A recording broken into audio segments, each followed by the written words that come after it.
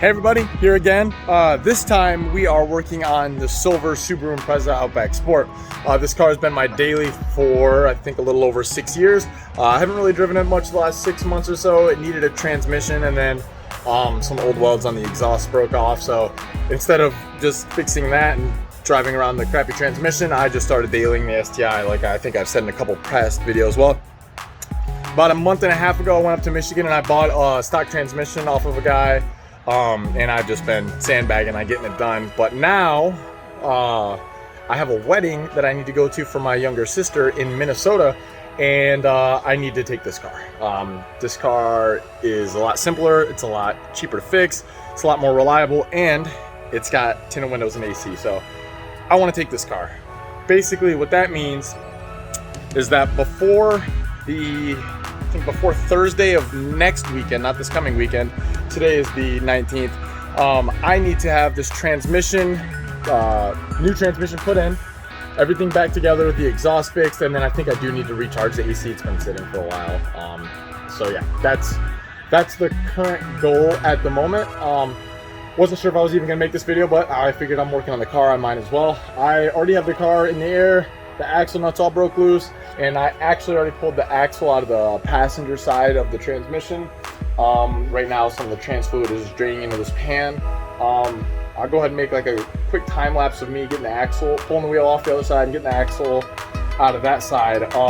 Real quick though, last year, about this time last year, I put put a new power steering pump in it. I put a new power steering rack in it, and a couple other little things, different suspension.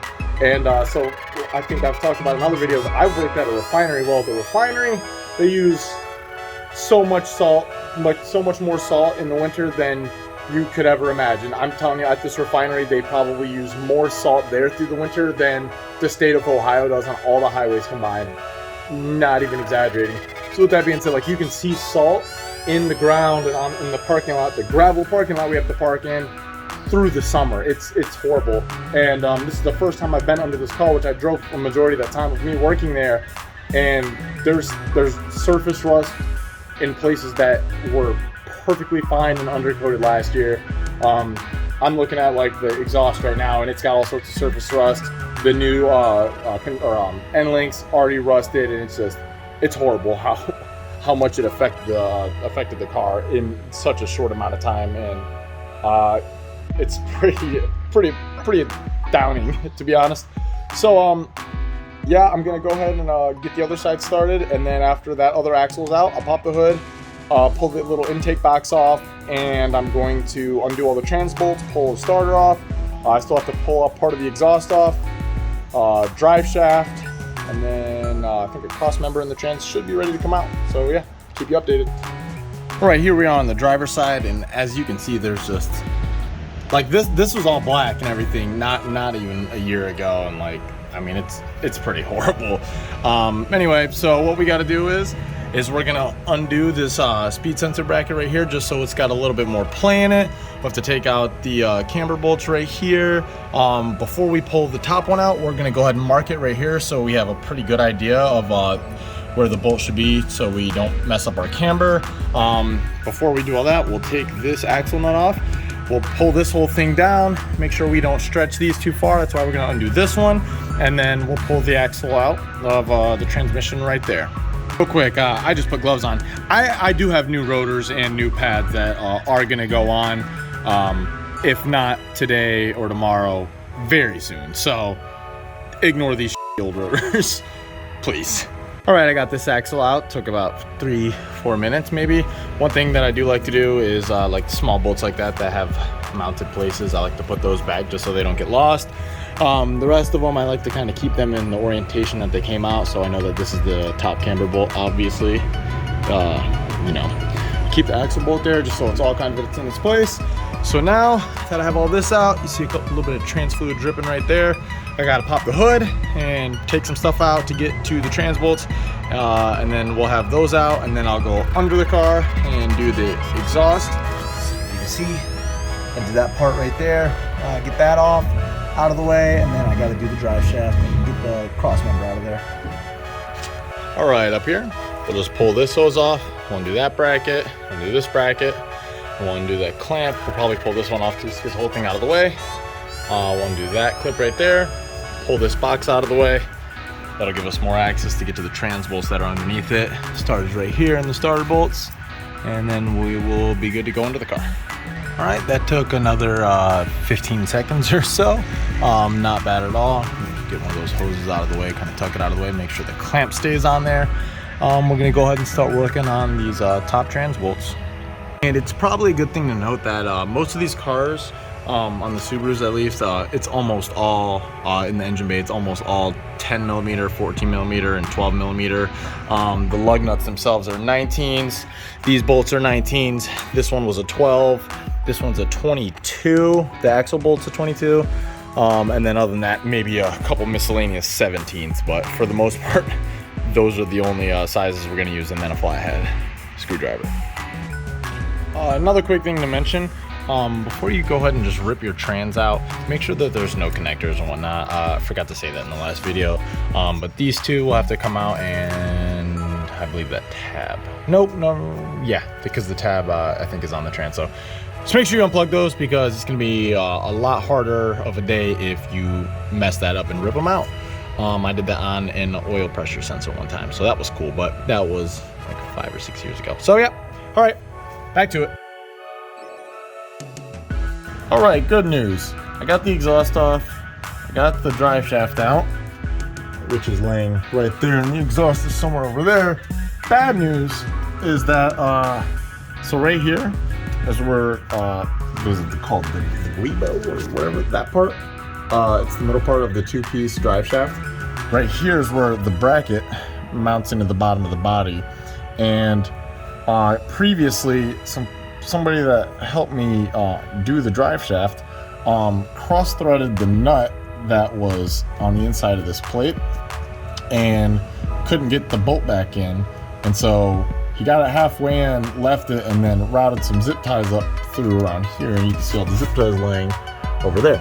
So, quick fix, yeah, it worked for about 4 years and 90,000 miles, which is great, you know, which is great. But the toll is that because of that, the bolt was seized on where it was and wouldn't come off until it rounded out and ultimately destroyed this part of the plate. So this is now going to have to be cut out around the welds, along the welds, and if the plate itself is salvageable, cut this little section out, weld another nut on the back end of it, which you can't see on that one right now, but weld another bolt on the back of this, or nut on the back of this, that way we can remount it. For now, I'm probably just gonna jam it back through and re-zip tie it. I need the car, and that is gonna be part of a bigger operation, I think, when I come through here and drop the subframes and clean everything up and make it a much nicer car, because I am not happy with the condition, as you can see. So this is gonna have to get replaced eventually, but for now we're gonna do the half fix again. So cool. Next up is the transmission itself. All right, it's the next day. Kind of ran into some problems last night getting things out, just old rusty bolts. Most people pretty much know how that goes, and it was a super pain in the butt. So now what we need to do, I'm looking at this trans, what we need to do is pull all of like the electronics and whatnot and some of the other parts off of this old trans, and then get them on the new trans right here. Before we can do, we unfortunately have to move all of this stuff out of the way. So yeah, also if it just cut my voice out for like a half a second there, that's what happens when I switch the camera over without just changing clips altogether. So let's get to that. All right, so that's the old trans obviously, and this is the new one. Got the wiring harness put on, got the clutch fork put in with the throttle bearing, everything's greased up. Got the pitch stop bracket up here and got all those in. So now I'm gonna go to the dealership, but before I do that, I'm gonna look on like Amazon or eBay. I ripped this boot when I was pulling it out of the inside of the car yesterday. That was slick. And then also this bracket right here on the bottom of this trans that goes to the cross member, sheared a bolt off, so that was cool. I have another automatic trans. It's got like 25,000 miles on it in my storage unit. I'm gonna go see, cross my fingers that I have that on the other trans, and if I do, I'm gonna try to steal it off and use it for this one, and if not, I'll have to buy one of those too. Alright, so we made it to our storage unit, and I sometimes forget I have a big couch and an entire Subaru of parts pretty much laying here. So right here is the automatic transmission. The cross member evidently on the automatic transmission is a little bit different. Looks like the automatic transmission's a bit bigger, so that sucks. Now we have to go to the Subaru dealership and see if they possibly can get one in very quickly. It's gonna be a pain in the ass when they tell me no, but we're gonna have to try anyway. A couple other things I think I'm gonna take, like a shift boot for my car. Probably should take that, but I'm not going to yet. I'll wait.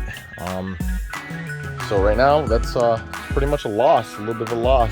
If you see anything that you need, let me know, because I have all sorts of parts from a 2009 Impreza that had 25,000 miles. So everything's in pretty good condition, minus the dust. All right, hopefully this is the last day of putting the transmission in this. We got the old one out. There's the new one on your left, I think. Brant's gonna help me get the transmission in, and after that I can pretty much do the rest. And I'm hoping I can get my exhaust welded and fixed tomorrow, and if I can do that, then I'm gonna steal the battery from the black WRX, put it in this, and then I gotta recharge the AC, and then we should be good. Should be good, we'll see. All right, so actually since that last clip I had to go take a quick emergency, and now we're actually gonna get started. Hey Brandon, you thirsty? Oh, I'm so thirsty, give me something. All right, let me get...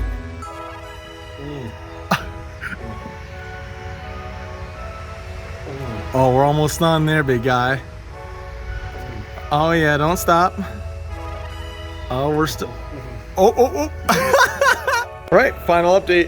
We got everything back in, transmission's in, it's good.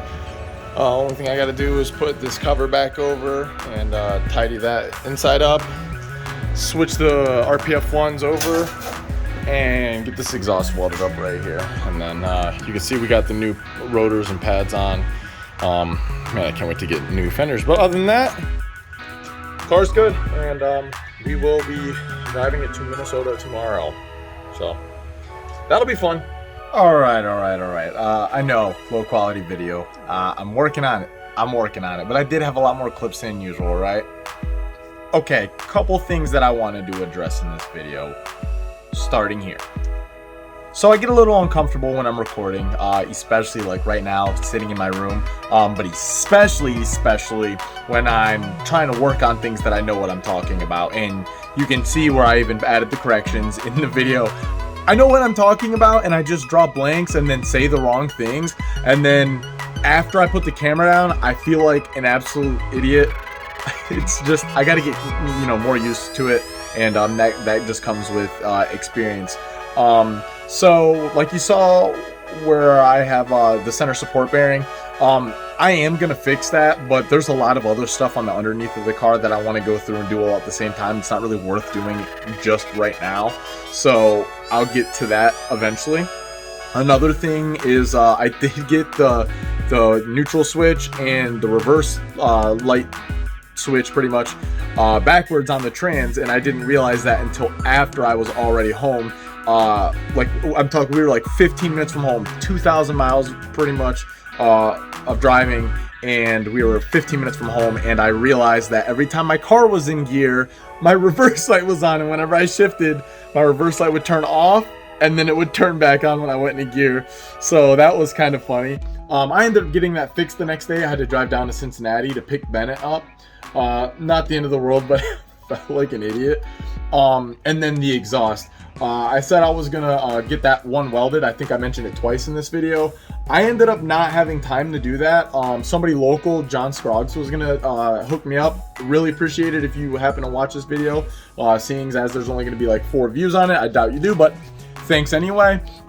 But I realized a little while after filming that clip that I actually had that exact section for the same body style car, but it was like a name brand NVIDIA stainless steel, like mid pipe, I don't know. And I found it and I was like, oh crap, I don't have to go out of the way and go drop this off and hope it gets done, because I can just put this piece on. Downside, it doesn't have like a flex pipe, so like the exhaust is a little bit more rattly, and it doesn't have a resonator, so like it sounds a lot more Honda-y, and I don't really like it. If it was like a turbo car, which is what it's for, it would be a lot better. But I will end up going and taking that broken exhaust to somebody to get welded, probably John. So for now, it's just a little bit more obnoxious, but it works. And it worked the whole way there, and that was good. We did make the trip successfully. It was a good time. A lot of driving, and it was a little nerve-wracking, considering I just put the trans in. I did have a weird issue where the car threw a piece 0600 code, but not the end of the world. I was able to clear it, but now since I've been home, it's been kind of messing with me. So yeah, I will go ahead and put a little clip of me driving by a lake in Buffalo, Minnesota. It was absolutely gorgeous there. All around a good trip, and I'm glad that the car stayed together. But stay tuned, because I promise that the rebuild series for the Black WRX will be much more enjoyable than this video. And if you made it this far, I really appreciate it. Hit like, subscribe. It's free. Even if you don't really like it, it just helps me. Thank you guys so much for watching. Have a good one.